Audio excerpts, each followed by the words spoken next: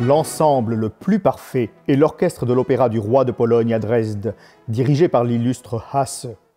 Voilà ce qu'écrivait en 1768 Jean-Jacques Rousseau dans son dictionnaire de musique.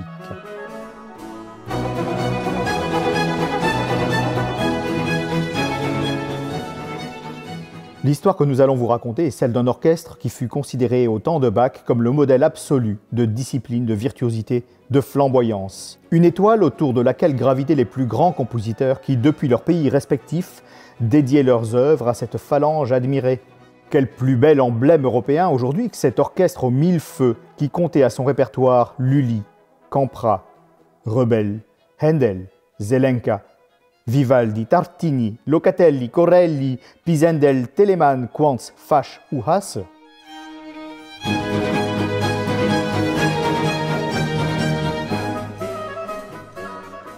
Forgé dans un premier temps à l'image française, puis dans la seconde génération tout acquis à la cause italienne, l'ensemble sut enfin faire la synthèse des deux styles pour créer ce qui allait devenir le goût mêlé, ou les goûts réunis, chers aux compositeurs allemands.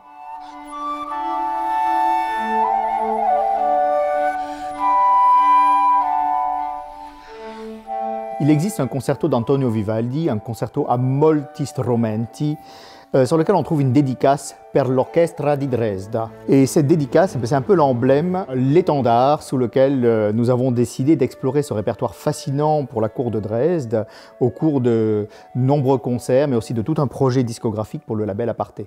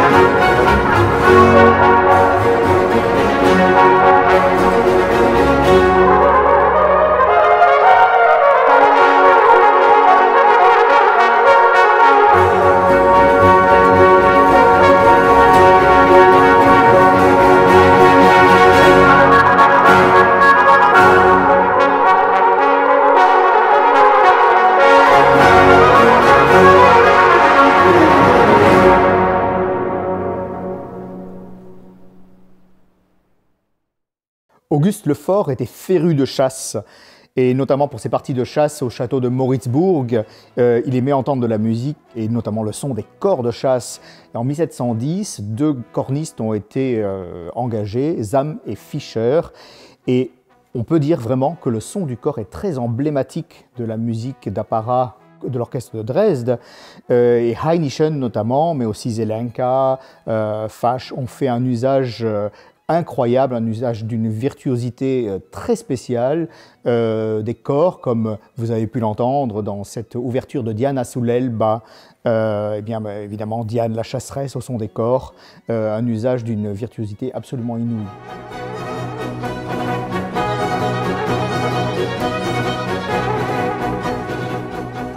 Dans sa jeunesse, Auguste Lefort avait entrepris ce qu'on appelait le Grand Tour, c'est-à-dire ce grand voyage initiatique à travers l'Europe qui permettait de former les jeunes hommes de bonne famille. Et c'est à Versailles qu'il a été particulièrement impressionné par les fastes, tout l'art tel qu'il était cultivé à la cour de Louis XIV. Et de retour à Dresde, lorsqu'il a pris la succession et les responsabilités de l'électorat, il a voulu remanier profondément l'ensemble musical et il a fondé sur des bases à l'imitation du style français. Il a donc fait venir un violoniste qui avait été formé auprès de Lully, un Belge qui s'appelle Jean-Baptiste Volumier. Et donc, toute la première génération, à partir de 1709, de l'orchestre de Dresde, vraiment cultive le style français, avec des extraits d'opéra de Lully, de Campra, des œuvres de Rebel, par exemple. Mais le fils d'Auguste Lefort, Friedrich August, était lui féru de style italien. Et donc, toute l'ouverture de l'opéra italien, le recrutement de nouveaux musiciens italiens va donner une nouvelle direction stylistique au répertoire de l'orchestre.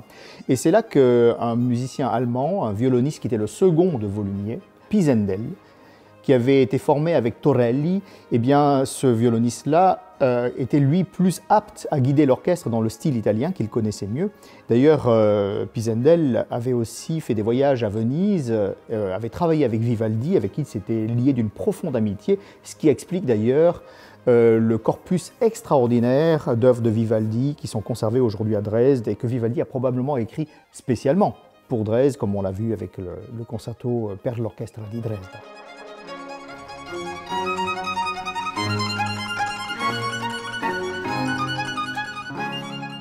Pisendel va marquer de son empreinte la qualité et tout le répertoire, le style de l'orchestre de Dresde. C'est une personnalité qui est à la fois lumineuse, mais qui peut avoir des côtés sombres, peut-être au contact de Zelenka, comme on l'entend dans cette sublime sonate à 4 parties en do mineur.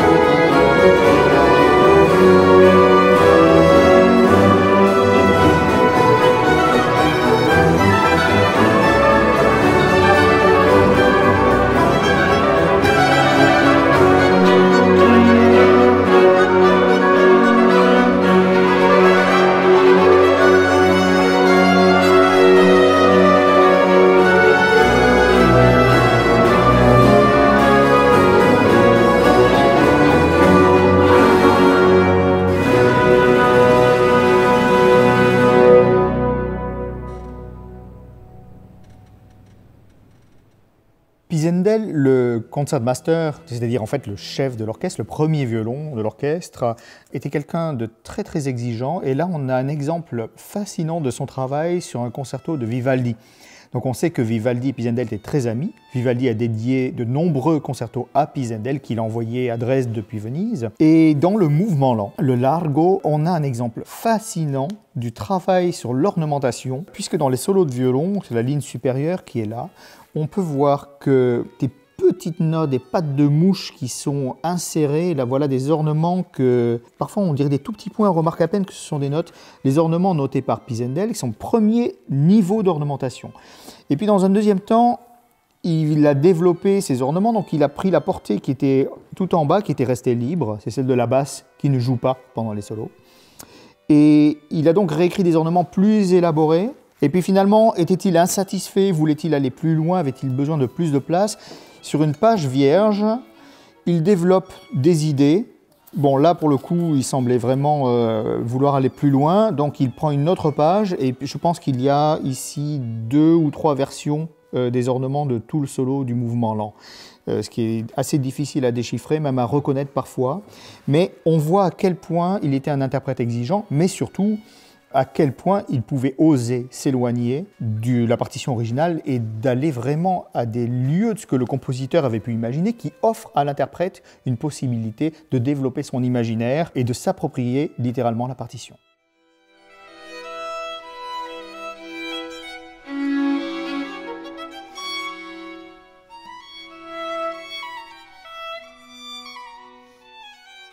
On pourrait être frappé par la chatoyance particulière, par l'intensité de la musique d'église à Dresde.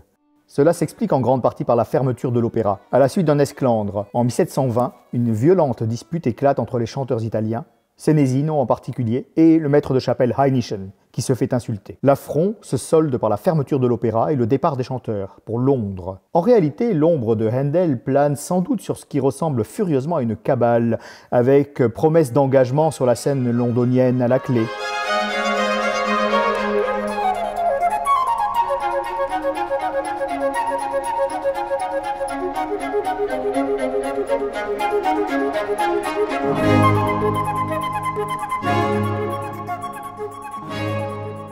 Toujours est-il que la musique d'église prend le relais, tel un ersatz d'opéra, avec des compositions dramatiques qui mettent plus que jamais les instrumentistes virtuoses en valeur.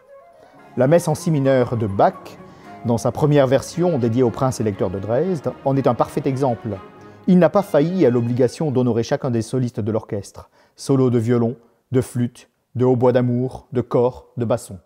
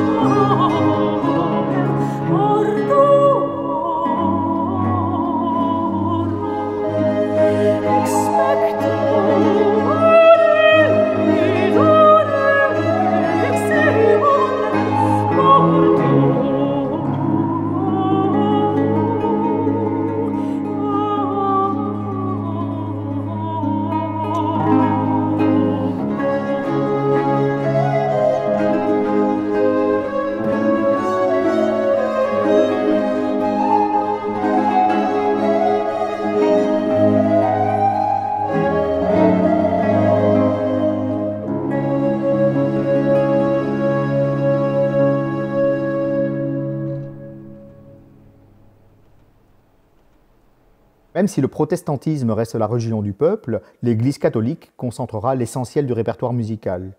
On est frappé de voir comment Hainichen, Caldara ou Hasse allient une ferveur profonde à une écriture souvent brillante et virtuose. Il est vrai que durant la fermeture de l'opéra, de 1720 à 1726, les compositeurs ont reporté toute leur science orchestrale sur la musique religieuse. Parmi les compositeurs en activité à l'Église catholique, un géant se détache. Le bohémien Jan Dismas Zelenka. Étrange personnalité que celle de ce personnage de l'ombre, solitaire, sombre, mélancolique et excentrique. L'intensité de son écriture, parfois dramatique et violente, annonce déjà un certain romantisme.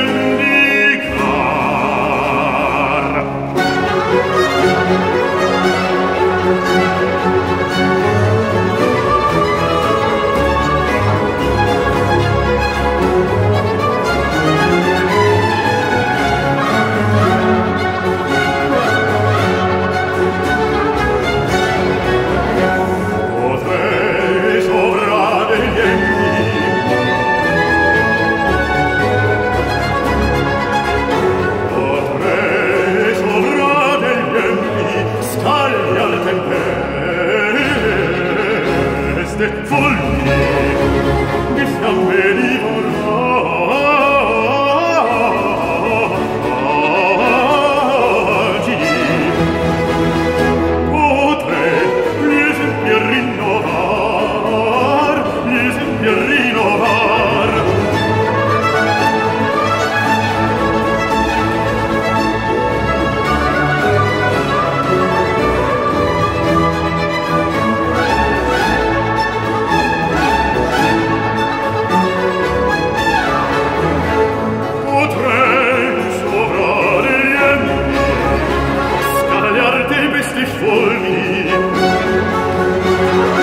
fiamme divoragini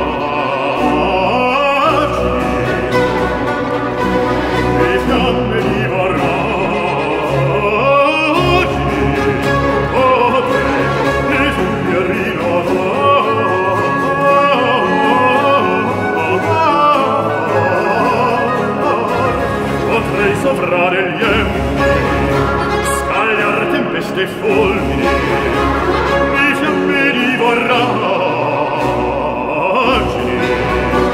gli esempi rinnovar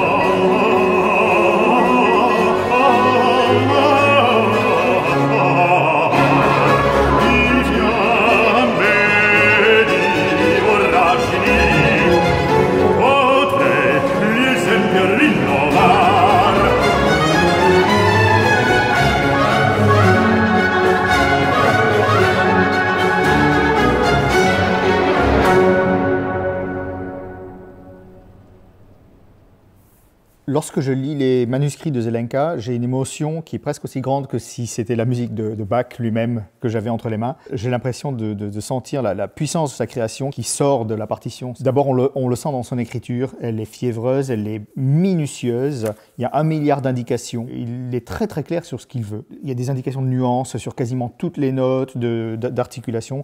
C'est très impressionnant. Donc là, on est sur le Christe eleison qui est tiré de la Missa dei Fili pour soprano et orchestre. Et on est dans une musique qui est violente. Et il faut dire ce qui est violente. J'ose souvent utiliser le qualificatif de romantique qu'on applique normalement à la musique du 19e siècle et qui semble à première vue inapproprié pour la musique baroque. En réalité, Zelenka semble véritablement exprimer un mal-être et ressentir sa foi dans sa chair comme s'il ressentait dans sa chair les souffrances du Christ. Et cette musique, eh bien, elle nous fait ressentir à nous aussi cette intensité, cette douleur. Elle est très à vif. Et en cela, elle exprime, comme on le voit dans les peintures du XVIIe siècle, ces clairs-obscurs très violents. Donc c'est vraiment l'essence de la musique de Jan Dismas Zelenka. Zelenka, qui secondait le maître de chapelle Heinichen et le suppléait durant sa maladie par de nombreuses compositions, s'attendait tout naturellement à lui succéder à son décès en 1729. Mais la nomination de Hasse fit l'effet d'un coup de théâtre. Le poste lui avait été secrètement promis depuis des années. Et le pauvre Zelenka, un homme sombre, rude et tourmenté, ne pouvait rivaliser avec le compositeur d'opéra le plus en vue de toute l'Europe, accompagné de surcroît de son épouse, la diva Faustina Bordoni. L'ingratitude de ses patrons achèvera d'abattre Zelenka, qui se réfugie dans la foi et dans une musique toujours plus torturée.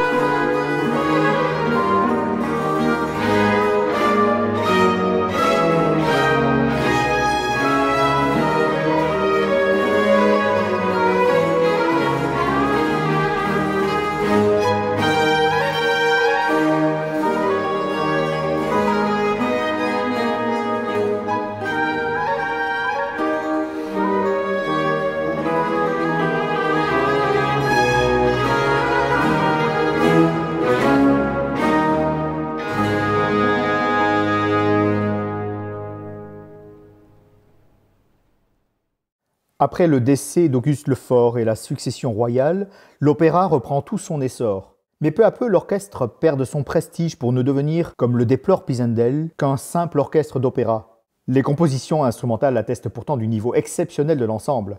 Vivaldi, Fasch, Telemann, Dieupart, tous envoient des compositions depuis toute l'Europe, qu'ils s'honorent de savoir jouer par la Hofkapelle. À cette époque, elle compte des musiciens de la nouvelle génération, comme le flûtiste Quantz, le oboïste Besozzi, les violonistes Banda ou Graun. Ceux-ci ne tarderont pas à être remarqués par Frédéric de Prusse, qui les engage à son avènement sur le trône de Prusse en 1740.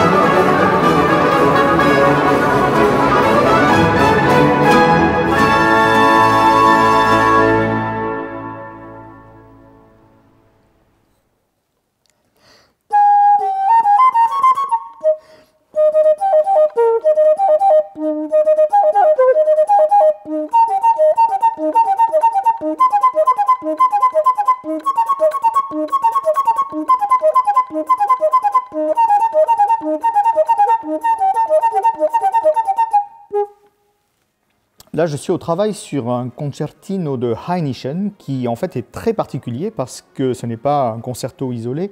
Il est situé au milieu d'une messe, sa 9e messe en ré majeur, et au milieu de cette messe, on a un concerto en un mouvement pour flûte d'une virtuosité tout à fait inhabituelle. Il a été écrit pour le premier flûtiste de l'orchestre de Dresde, qui est Pierre-Gabriel Buffardin, un Français expatrié. Et il écrit dans ce concertino Hainichen des choses tout à fait acrobatiques et d'une difficulté très particulière pour l'époque, qui m'a donné pas mal de fil à retordre, mais qui fait de cette œuvre un petit bijou.